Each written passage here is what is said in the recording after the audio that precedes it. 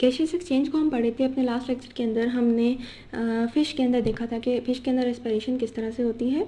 आज के लेक्चर को हम वहीं से आगे कंटिन्यू करेंगे और हम देखेंगे कि फ्रॉग के अंदर रेस्पिरेशन किस तरह से होती है। ठीक है, रेस्पिरेशन इन फ्रॉग।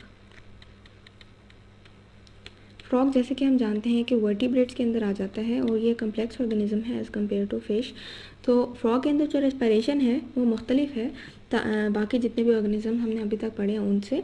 वो इसलिए मुख्तलिफ है बिकॉज फ्रॉग जो है कम्प्लेक्स ऑर्गेनिज्म है। इसके अंदर हम देखते हैं कि लंग्स प्रेजेंट हैं, इसके अंदर हार्ट प्रेजेंट है, एक बाकायदा पूरा का पूरा सर्कुलेटरी रेस्पिरेटरी सिस्टम प्रेजेंट है। तो जब हम फ्रॉग की बात करते हैं तो हम देखते हैं कि रेस्पिरेशन जो है वो 3 तरह से पॉसिबल है। ठीक है, 3 टाइप्स ऑफ रेस्पिरेशन होती है इसके अंदर। और वो 3 टाइप्स कौन सी हैं? एक हम कहते हैं फर्स्ट जो रेस्पिरेशन है वो इसके अंदर लंग्स के थ्रू होती है। दूसरी रेस्पिरेशन इसके अंदर जो है वो स्किन के थ्रू भी हो सकती है और इसके अंदर बकल कैविटी से भी रेस्पिरेशन पॉसिबल है, या बकल चैम्बर हम कह देते हैं।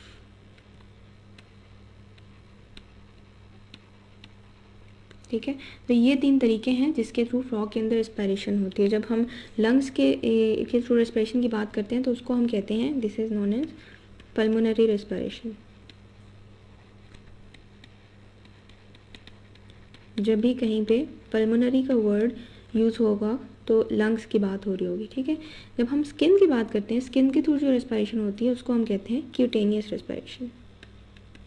और ये कब होती है? क्यूटेनियस रेस्पिरेशन मोस्टली फ्रॉग के अंदर तब होती है जब वो हाइबरनेशन पीरियड में होता है, जब शदीद सर्दियाँ होती हैं और फ्रॉग जो है उसकी मूवमेंट बिल्कुल कम हो जाती है, हार्ट बीट कम हो जाती है, तो उसके सिस्टम्स जो हैं वो काम करना छोड़ देते हैं, परमानेंट रेस्पिरेशन रुक जाती है और एक सिंपल सी क्यूटेनियस रेस्पिरेशन होती है जिसके थ्रू उसको जितनी भी मिनिमम एनर्जी चाहिए होती है वो पूरी हो जाती है इस रेस्पिरेशन के थ्रू। ठीक है, तो ये हमने देख ली 3 टाइप्स फ्रॉग्स के अंदर, 3 टाइप्स ऑफ रेस्पिरेशन जो फ्रॉग्स के अंदर प्रेजेंट होती है और फ्रॉग के अंदर प्रेजेंट होती है। अब ये जो तीनों टाइप्स हैं ये कैसे पॉसिबल हैं? ये पॉसिबल इस तरह से हैं कि इन तीनों के अंदर जब हम देखते हैं लंग्स को, स्किन को और उसके बकल चैम्बर को या बकल कैविटी को, तो तीनों के अंदर जो है वो ब्लड कैपिलरीज जो है वो ढेर सारी प्रेजेंट होती हैं। ठीक है, और ब्लड कैपिलरीज की हमने जब बात की, हमने कहा था जब हमने बात की थी कि रेस्पिरेटरी सर्फेसिस किस तरह के होने चाहिए, तो तब हमने कहा था कि उसके अंदर ढेर सारे ब्लड कैपिलरीज का या एक नेटवर्क प्रेजेंट होना ब्लड वेसल्स का ज़रूरी है। ठीक है, तो वही बात यहाँ पूरी हो रही है कि इन तीनों लंग्स के अंदर भी, स्किन के अंदर भी और बकल चैम्बर के अंदर भी हमारे पास ढेर सारे हम कहते हैं कि they are richly supplied with blood vessels.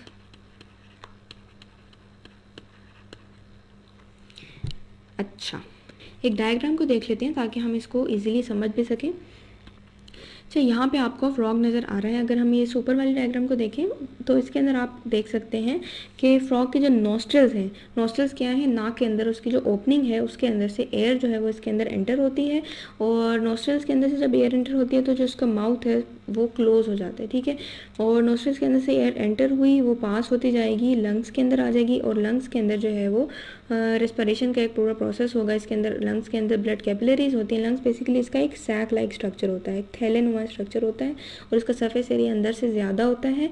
इसके अंदर एक्सचेंज ऑफ गैसेज होती हैं, यानी कि डिफ्यूजन के थ्रू ऑक्सीजन गैस जो है वो बॉडी के अंदर आ जाती है। ऑक्सीजन को रेड से यहाँ पे शो किया गया। ठीक है, और जो कार्बन डाइऑक्साइड गैस है वो बॉडी के अंदर से बाहर आ जाती है लंग्स के अंदर। ठीक है, और यहाँ से फिर इसी तरह वापस नोस्ट्रल्स के थ्रू वो बाहर आ जाती है एयर।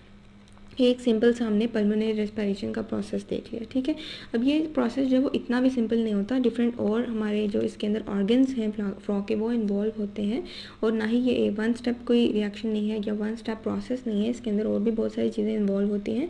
अगर हम नीचे वाले डायग्राम को देखें तो हम उन बाकी जो प्रोसेस की जिनकी हम बात करें वो हम देख सकते हैं।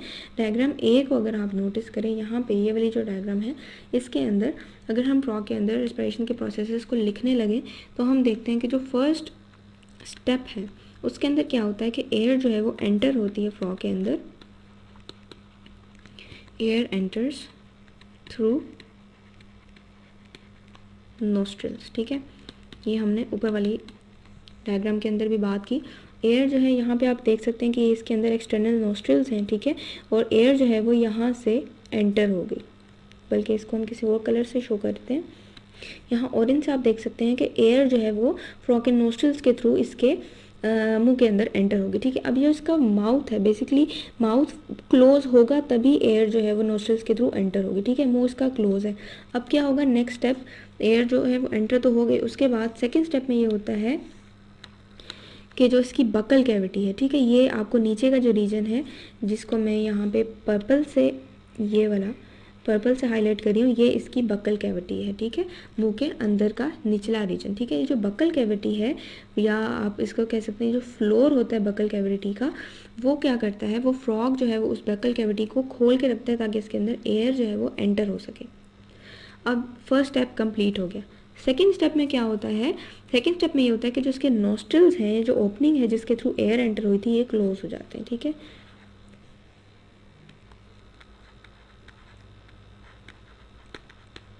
नोस्ट्रिल्स क्लोज हो जाएंगे और बकल कैविटी का जो फ्लोर है वो रेज हो जाएगा, ठीक है। यहाँ पे आप देख सकते हैं जो फ्लोर था बकल कैविटी का, यहाँ पे ये खुला हुआ था जब भी एयर जो है वो इसके अंदर एंटर हो गई थी। अब अगर आप ये बी फिगर को देखें, इसके अंदर आप देख सकते हैं कि बकल कैविटी का जो फ्लोर है, जो यहाँ पे बहुत ज़्यादा नीचे हुआ था, ये अब ऊपर हो जाएगा, रेज हो जाएगा, ठीक है। इस एरो की डायरेक्शन से भी आपको अंदाज़ा हो रहा होगा, ठीक है। नोस्ट्रिल्स क्लोज हो गए और हमने देखा कि जो फ्लोर है बकल कैविटी का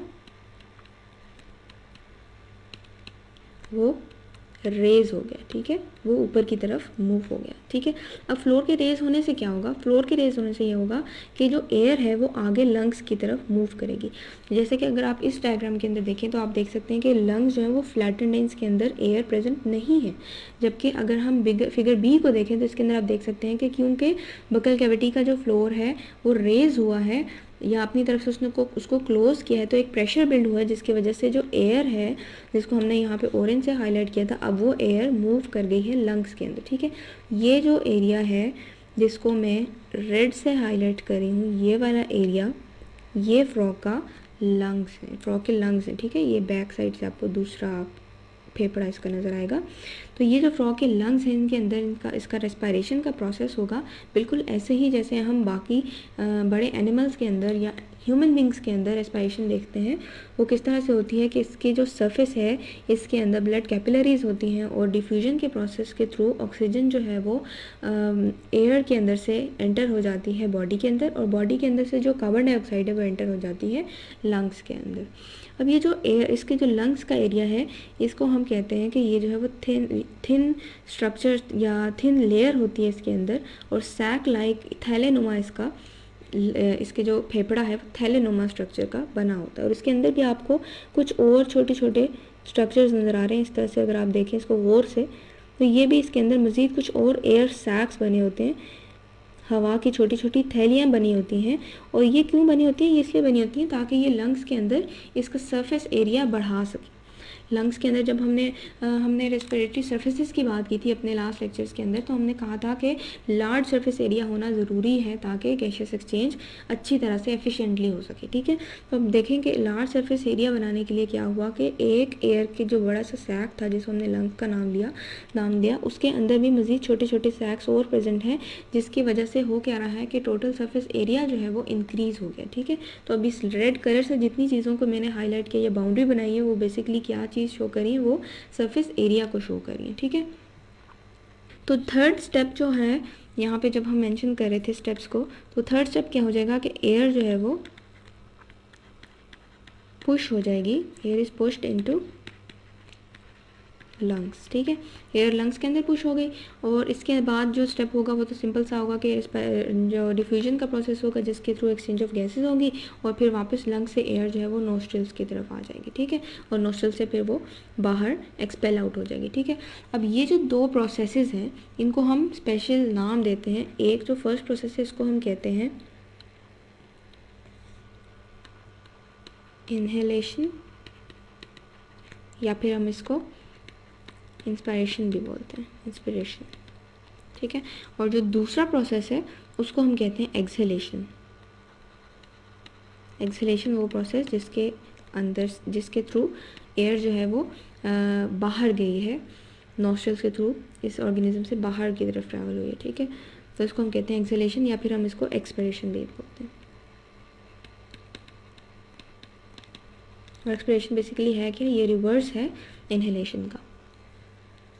तो ये हमने देख लिया कि फ्रॉग के अंदर रेस्पिरेशन किस तरह से होती है। थोड़ा सा समराइज़ करते हैं अपने लेक्चर को।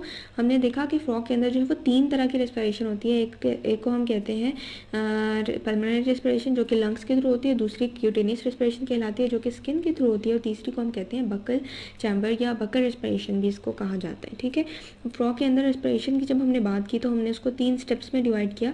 फर्स्ट स्टेप के अंदर हमने कहा कि एयर जो है वो नोस्ट्रल्स के अंदर एंटर हो जाती है और माउथ क्लोज होता है इस स्टेप में। उसके बाद नोस्ट्रल जो है वो क्लोज होते हैं और फ्लोर ऑफ बकल कैविटी जो है वो रेज होता है, ऊपर की तरफ मूव करता है। उसकी वजह से होता ये है कि एयर जो है वो पुश हो जाती है लंग्स के अंदर। लंग्स के अंदर फिर डिफ्यूजन का प्रोसेस होता है, और डिफ्यूजन के प्रोसेस के बाद जो एयर जिसके अंदर कार्बन डाइऑक्साइड की क्वांटिटी ज़्यादा होती है वो बाहर की तरफ नोस्ट्रल्स के थ्रू मूव करती है और इस तरह से फ्रॉग के अंदर से बाहर निकल जाती है। तो ये फ्रॉग के अंदर रेस्पिरेशन का प्रोसेस